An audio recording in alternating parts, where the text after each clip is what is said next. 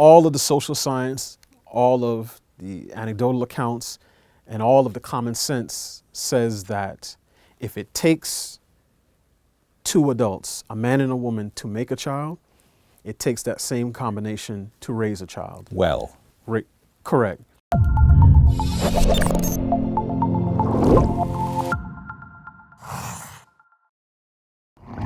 Hello, Delano. How are you? Thank you for having me, Ian. Yeah, I'm great. I've been looking forward to this discussion. Likewise. Yes, because we are talking about family. Mm-hmm. And it's interesting because these days, what should be a topic about that most people realize is fundamental, like when we think about human flourishing or the environments in which young people grow up, has really become almost a political football in terms of how people refer to it, its importance, whether or not schools in some way should replace the role of family. So I want to talk to you about all of those things because, you know, the presence of strong families we know can mean so many great things for kids, and the absence of strong families we also know can mean very negative things, and yet it's difficult to talk about these things. So looking forward to chatting. But before we talk about the sort of theory about families, I'd love to, for each of us, just to talk about what our own families have meant in our respective lives. So tell me a little bit about your own family. Sure. So my parents came to the United States late 70s, early 80s from the Caribbean, from Barbados in particular. Okay. Settled in Queens, New York, like many people who came from the Caribbean at that time, either Queens or Brooklyn. Yep. And they were married 1981. I came tumbling into the world basically 9 months later, and they were very young. I think my mom was about 21, my dad was about 23, 24. And I was raised in a very large extended family.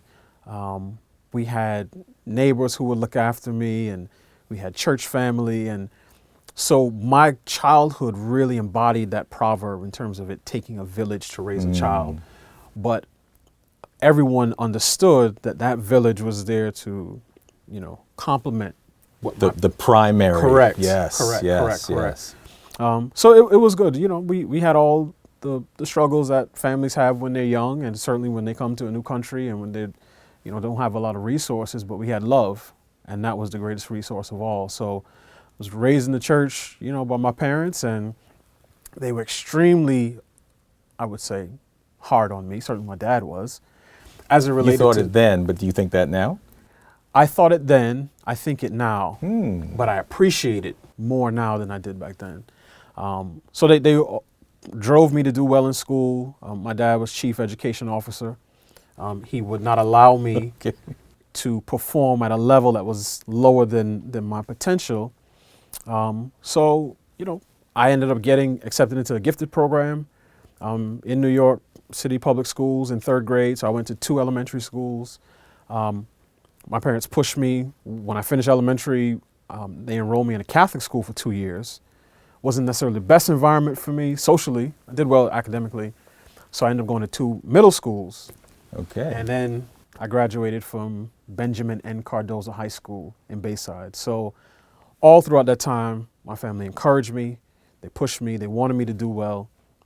And I realize now some of the things that I took for granted are some of the things that I appreciate the most in terms of them setting a moral foundation for me, them giving me, you know, my values and a sense of purpose in my life, and then charting a course for me in terms of what life should look like. And that was both from my immediate family and then again from that extended village. Family. So I'm a person who really believes in the importance of marriage, the blessing of children, and the necessity of parental authority. And I got all of those lessons from just the way that I was raised. Sure, parental authority. I love that.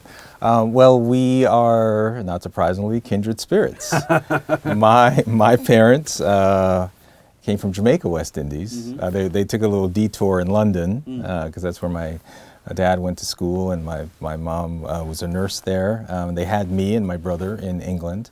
But this was in the mid-1960s. And they ultimately came to the United States in the late 1960s, and they were coming to the United States, right? They weren't running from Jamaica or from London, and this was a time of lots of racial strife in our country, but they felt that this was a place that they could create a great life for themselves and their two children.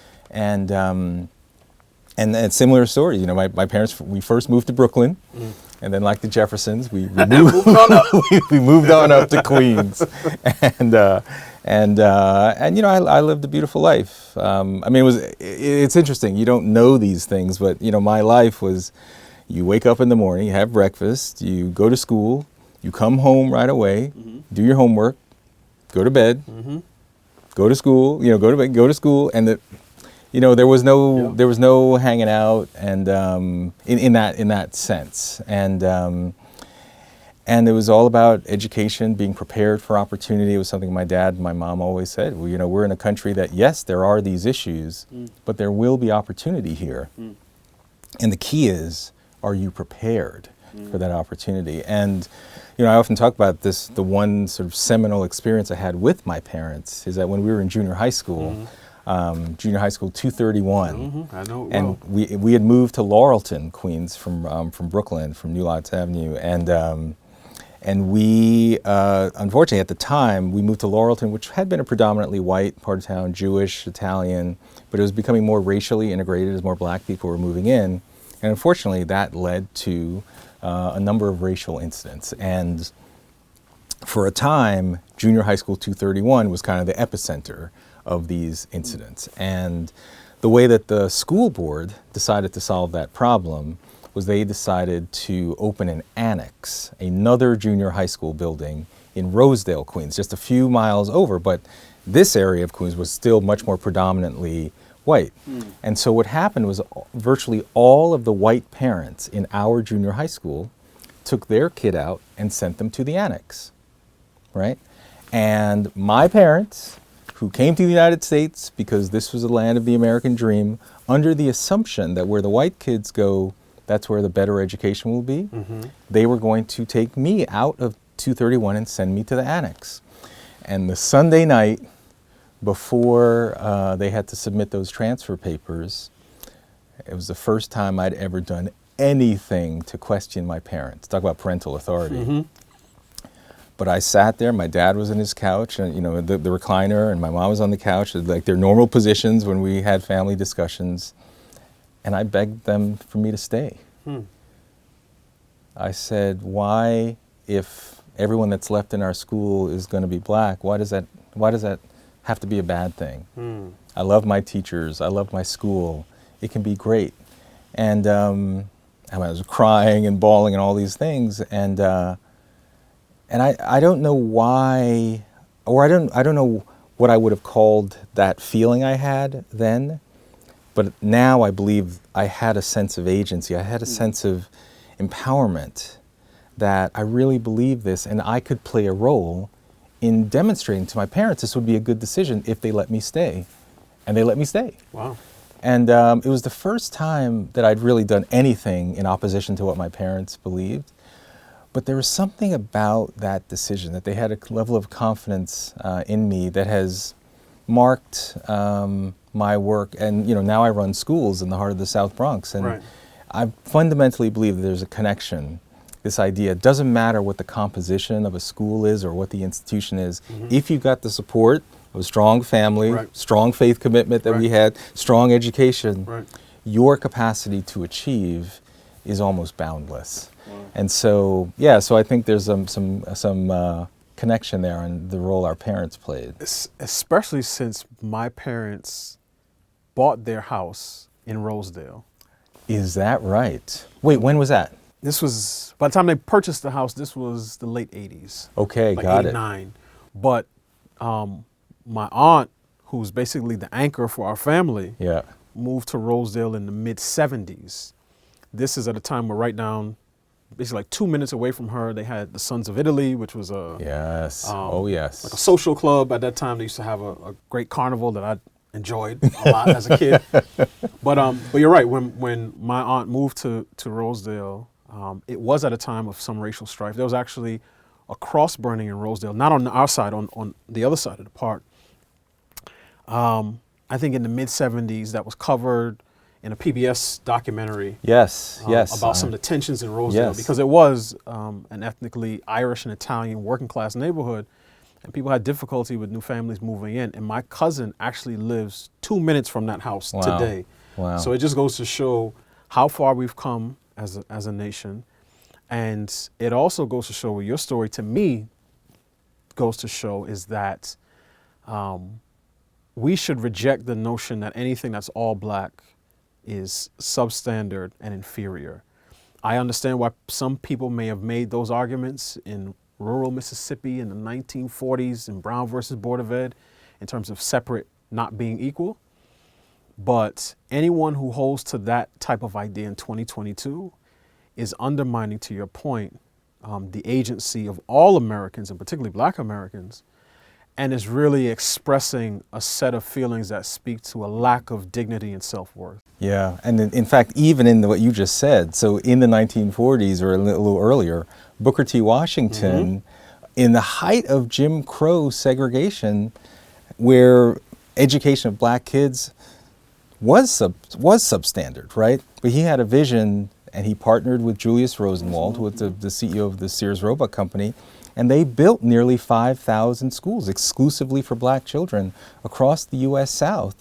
And the level of academic achievement was extraordinary. Yeah. And it is the irony of Brown versus Board of Education that the assumption of separate is unequal and thus inferior. Correct. Actually forced the closure of nearly 5,000 Rosenwald schools. I mean, so these are very important stories for people to know the history. But I want to come back to this role of family. So both of us experienced this this situation where around us there were issues of racial tension, clearly bias, and yet we were both almost in a cocoon of expected excellence, no matter what. And I wonder, how do you juxtapose that kind of sentiment, that feeling, to what it seems many families, or at least the perception is today, that, well, that's an inauthentic experience, man. Right. These forces that exist today, far worse than what happened when you guys, and it's almost like, and also being immigrants. There you go. You're not authentic, or we're not authentic. Correct. That's not a real lived experience. Right, a real black experience. Real black experience. Yeah. I mean, I think it's a number of factors at play. One of them, I think, is the assumption, not just for black immigrants from the West Indies or Africa, but even people who come from South and Southeastern Asia. It's the notion that, the immigrants who come here, they self-select. They chose to. They are model minorities. And that wasn't my experience at all. The vast majority of families that I knew growing up did not have anyone who came with, a bachelor's or certainly not any, advanced education. Most of the men I grew up around were carpenters, electricians, plumbers, tradesmen. So I think that's a faulty assumption in many ways.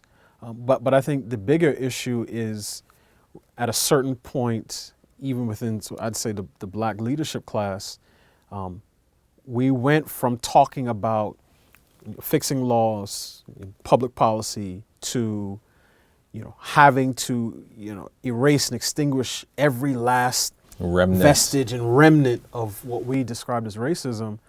Systemic racism. Systemic racism. Because now it's not just it's no longer just racism, right? It's systemic racism. So, and in doing so, we took on the idea that the main problems are those that are external. And that causes a person to lose track of what's going on the inside. And this is the case for any unit. The biggest threats are always those that are internal. So we're at a point now where, as I say, the black leadership class thinks that black students need white classmates to learn. Right. They think that a white woman in Iowa chanting Black Lives Matter matters more to a black kid in Philadelphia than whether his parents are together or he has a strong relationship with his father. And I think all of those things are actually signs of progress in our country, because you can only be preoccupied with such frivolous matters when things have gotten a lot better, right? So I think it's one of these things, going back to the issue of family, where we need as a nation, because as you know, some of the statistics in terms of family formation, right, and the dissolution of the family are as bad among white Americans as they were in the 60s among I call it black Americans. I call it equal opportunity tsunami right now. Correct. And all of the social science, all of the anecdotal accounts, and all of the common sense says that if it takes two adults, a man and a woman, to make a child, it takes that same combination to raise a child. Well. Correct. And I think our desire to cast that off and say, oh, this is outdated and we don't need that, and the government is a suitable substitute for the father, I think is unwise, because the way I characterize it is that the government is an unfaithful husband and an absent father because it just has too many households to support.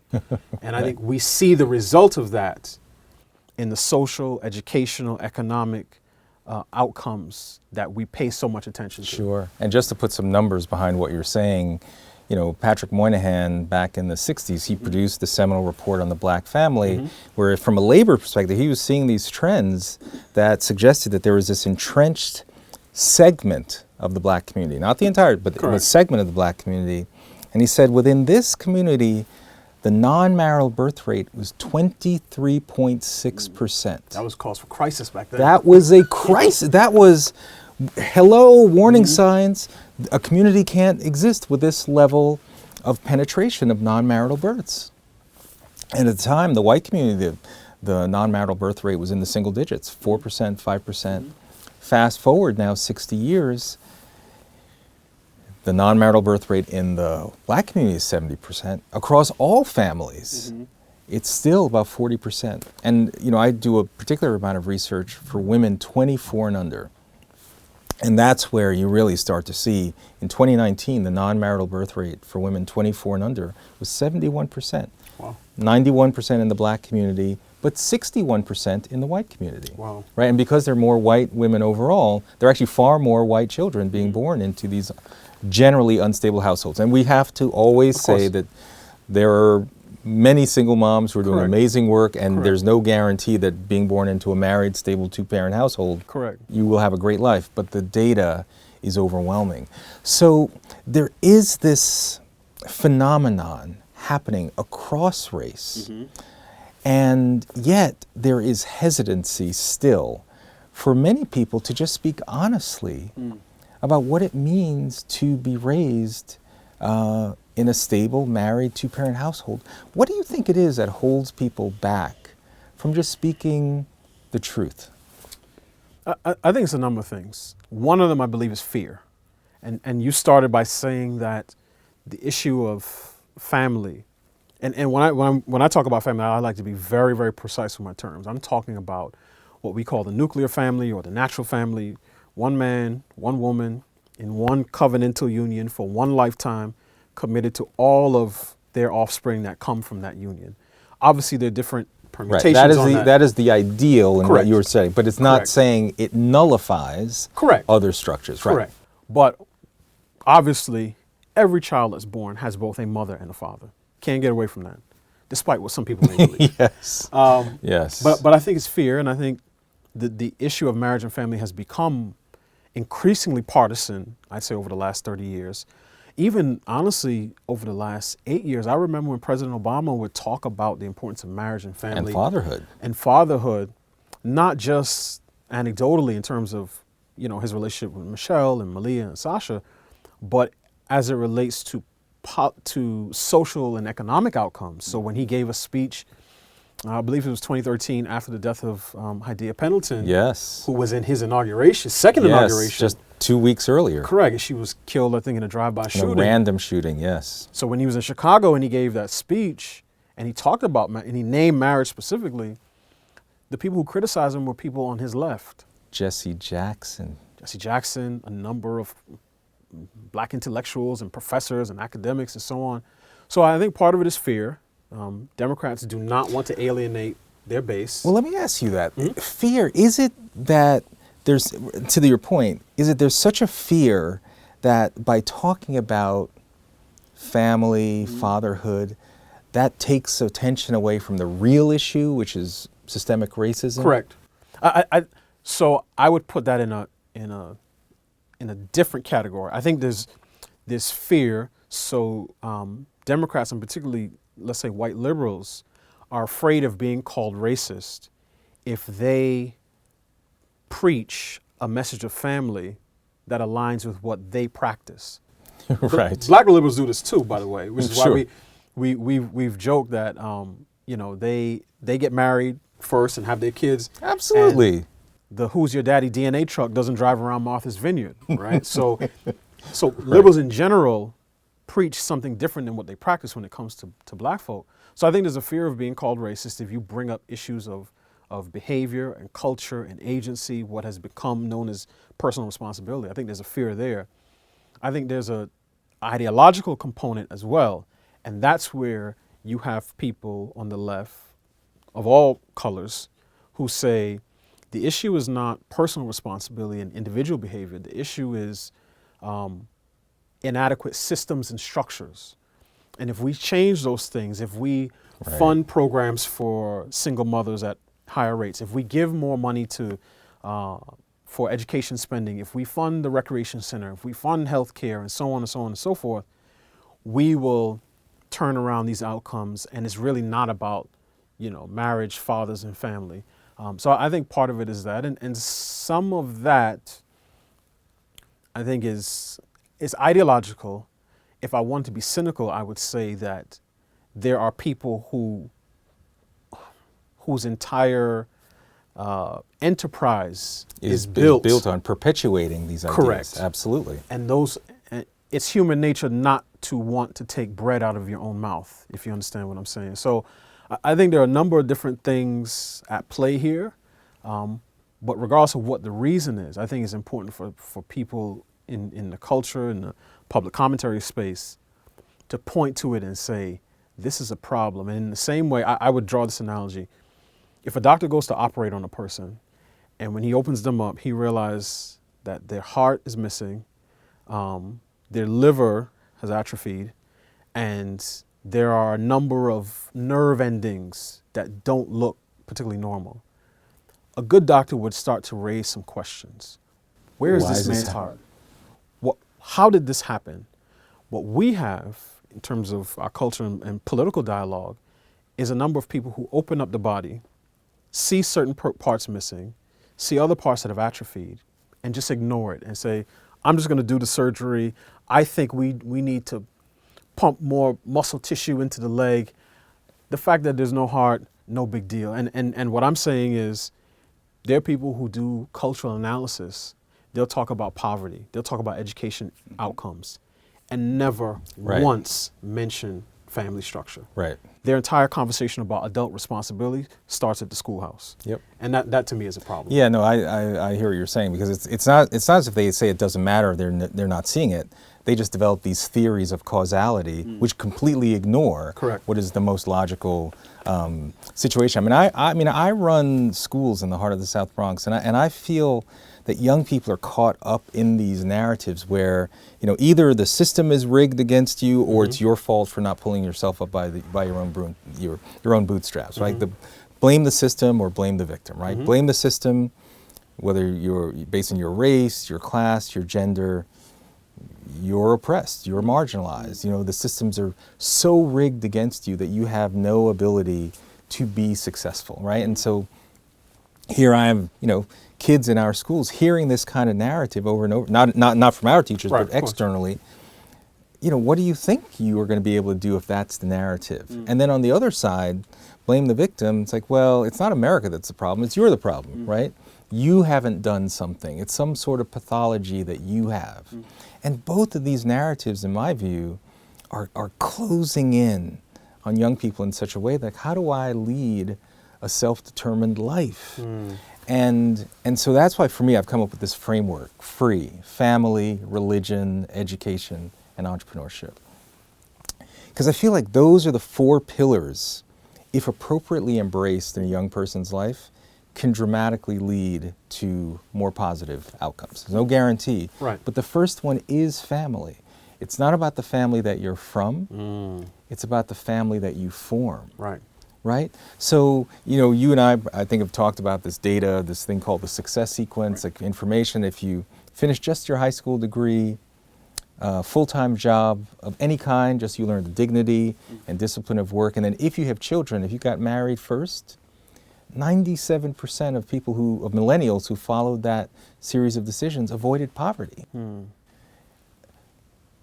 Shouldn't we be teaching that? Shouldn't we be helping young people to understand that they have power in their own lives? And that first anchor within free of family, this at least creates a framework for how a young person can make decisions. I absolutely believe we should be teaching that. I think we should bang that drum every chance that we get in every venue that we find ourselves in, because a lot of people sort of criticize the bootstrap mentality, right? And I understand it. And no man is entirely self-made. We acknowledge that. Of course, you can't. You actually can't pull yourself up solely. This is correct. Right. But I think, to me, when I hear bootstraps, I think about agency, right? The things that you can control. And the way I think about it, I'd rather attempt and fumble at pulling myself up by my bootstraps than to be pushed around in somebody else's bassinet. Because I'm no one's baby, right? I'm not a damsel in distress. And the fact that damsel in distress mentality has been foisted on the Black community, it wasn't always this way. But I'd say over the last 60 years is a terrible mistake and a tragedy, because it does leave adults and children feeling hopeless, because what it says is we have no ability to change our own circumstances. We must wait on someone else to do that. Yeah. And you end up making yourself a supporting character in your own autobiography. And that to me is the totally wrong way to go. But to your point in terms of the success sequence, I think, and this may seem like a totally unrelated point, but I think in the advent of COVID, there's been a space that's been opened up where we have seen policymakers, entertainers, business officials use the bully pulpit to advocate making moral arguments about what people should do. What behaviors, yes. What behaviors they should adopt. And even telling people, hey, if you don't do this for your child, you're going to put them in a bad situation. So I say, okay, I want to pull from that moral authority and say, look, if you think that and I'm not taking a position on any of the medical treatments, I'm just saying, if you're willing to tell a parent, hey, you should get your child vaccinated because that's going to lead them to live a longer life, you should be just as willing to say, hey, you should encourage your child to not just see him or herself as a college graduate, but also as a husband and a father. Absolutely. And a mother and a wife. Long-term trajectory, long-term projections. I think that's something that people should get more comfortable doing. And Ian, you know this better than anyone. If you go into any urban school district right now, from pre-K 3 on up, and you walk through the front door and look up at the walls, you're going to see Florida A&M University, class of 2034. Or you'll see all of the banners for all the universities, HBCUs and Ivy League and state school and private institution.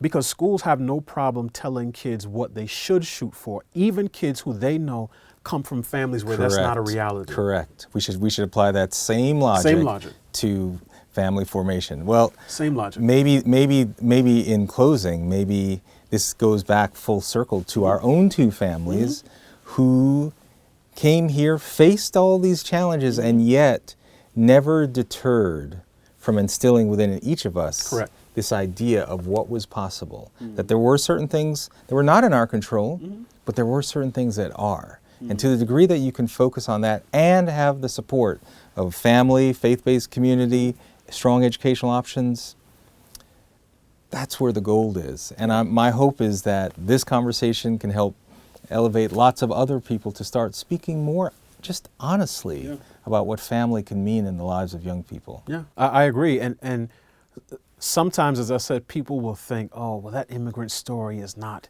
the true American story. But what our parents did is no different than what Black Americans did when they came up out of the fields in the South, the Great Migration northward, or even the ones who stayed in the South.